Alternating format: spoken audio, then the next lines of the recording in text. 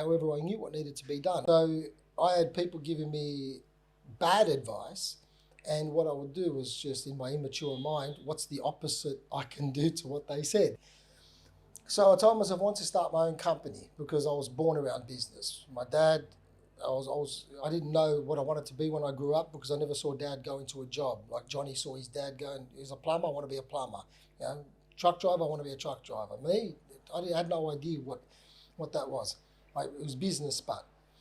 So I had this goal of saving enough workers' comp for a year, because workers' comp insurance was really expensive, and to have wages for 6 months for X amount of men.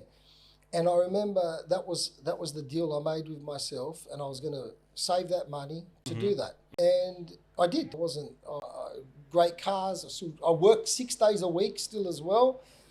And I saved that money. All this stuff that I didn't like but knew had to be done. It was a means to an end, and put 3 people through counselling during that time because I knew their life wasn't well. I stopped giving them marijuana and enrolled them into things to fix things. So I was like I justified it by being a good person while doing it. You're like a hood Robin Hood. It was a story I resonate with a lot. So when I saved that money, I used to fish a lot then. So I went out in the boat, dumped the phone, and then started my company and went for it. And that's what made me do it. It was a little home delivery service between 5 and 6:30 p.m.